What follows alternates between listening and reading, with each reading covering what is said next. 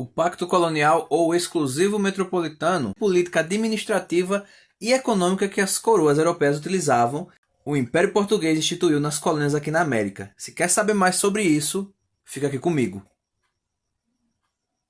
Professor Luan Moraes. Daisy, Daisy, give me your answer too. I'm half crazy, all for the love of you. E o episódio de hoje é sobre o Pacto Colonial, o tipo de política administrativa e econômica utilizado pelas coroas europeias no período do mercantilismo e das grandes navegações para controlar as colônias. Como nós sabemos, esse pacto instituiu a exclusividade do comércio externo em favor da metrópole. E é sobre isso que a gente vai falar. Para isso eu convidei o professor Edmilson Sá, que é da SEDUC do estado de Alagoas e também é professor de História, tá? Seja bem-vindo, professor. Tudo bem, Luan? Cara, é um prazer enorme estar aqui, podendo mais uma vez conversar com você sobre história.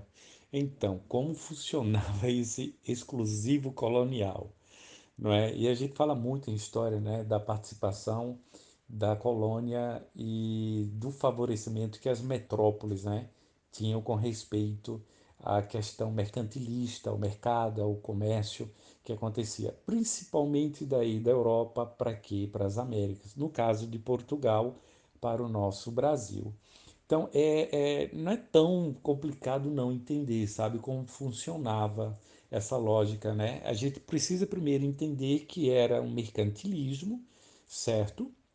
E um mercantilismo totalmente diferente do liberalismo, né? Havia todo um protecionismo, toda uma intervenção estatal na economia.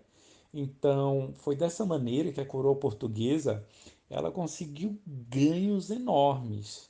Não é? Por que, Edmilson, atraía esses ganhos enormes? Porque ela trazia para si uma quantidade enorme de metais, principalmente metais preciosos.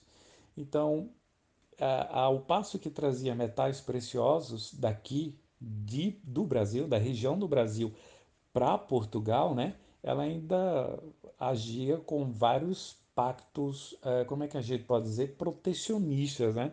Várias medidas protecionistas que proibia até a entrada, né, de bens manufaturados estrangeiros. Olha que barato. Ou seja, é todo o trabalho da colônia, além de fornecer matéria-prima, de mandar dividendos para Portugal, para a metrópole, ela tinha exclusividade de fazer, a exclusividade, na verdade, era forçada, a colônia era forçada a só fazer comércio com a metrópole, né, com Portugal.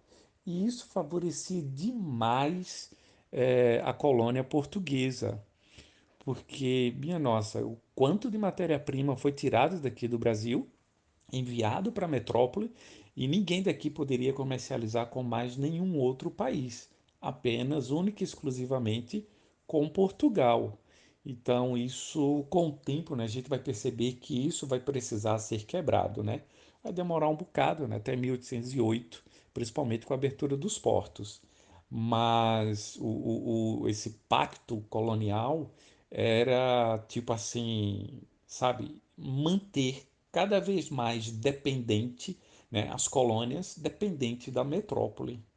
Enquanto a metrópole acumula riqueza, seja de metais preciosos ou outros bens, e aqui no Brasil, minha nossa, a gente vê a cana-de-açúcar, depois o café, e entre esses dois a gente tem o ouro, né?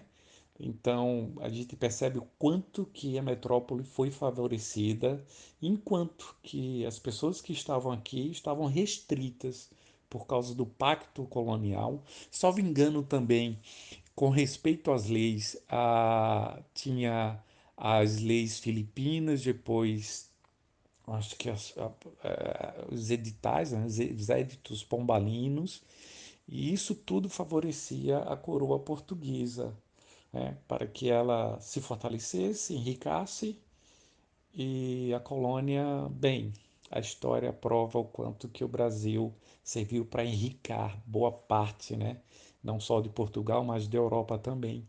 E a gente ainda está tentando aí se reerguer quanto uma economia mundial. Mais à frente a gente vai ver que esse pacto colonial teve outras configurações, não é? E se espalhou de uma maneira bem mais pesada quando o imperialismo, já no final do século XIX, começou também a exercer uma característica bem parecida com essa, né? De, de exclusividade e de benfeitorias para as metrópoles, enquanto que as colônias ficavam à mercê de tudo. Então, para finalizar, um momento muito emblemático na história do Brasil foi justamente quando Dom João VI acabou com o Pacto Colonial, né, abrindo os portos em 1808.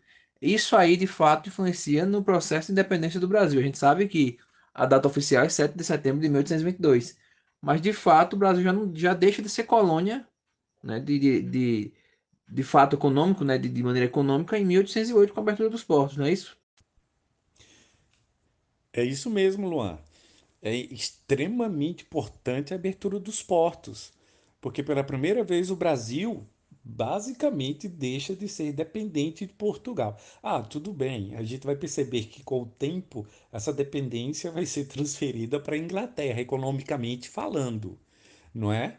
Mas no sentido de, sabe, de com respeito a Portugal, cara, o que Dom João faz, não é? Dom João VI faz é dizer assim, ó, essa galera daqui vai ter uma liberdade maior.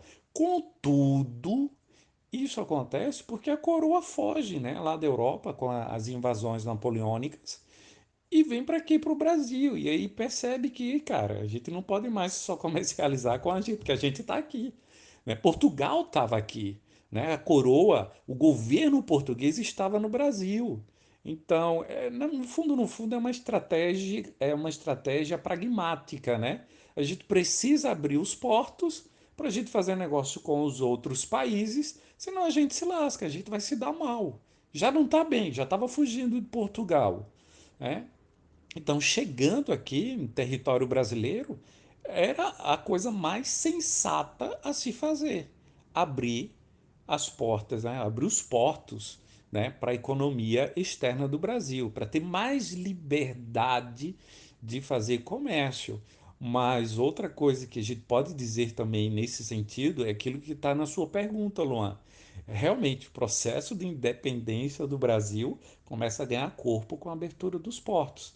Primeiro, uma independência econômica, né? Em 1822, dia 7 de setembro, e esse ano fazem 200 anos, 2 séculos da independência do Brasil, né? A independência política. Então é um momento assim bem interessante mesmo e de grande importância para a história brasileira.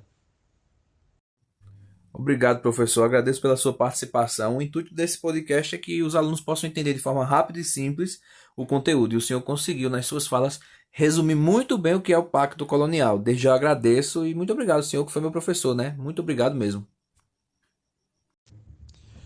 Ah, que é isso, Luan. Cara, foi um prazer. E, na medida do possível, divulga minhas redes sociais também, principalmente o YouTube. Eu tô na vibe agora de fazer vários streams no YouTube, né? Um abração e fica aí à sua disposição. É isso, pessoal. Se vocês puderem, sigam Ed News e Cultura Pop no YouTube e acompanhem esse professor magistral nas suas lives, né, nos seus streamings. Ah, e claro, continue seguindo esse podcast e compartilhando caso você curta esse episódio. Tchau!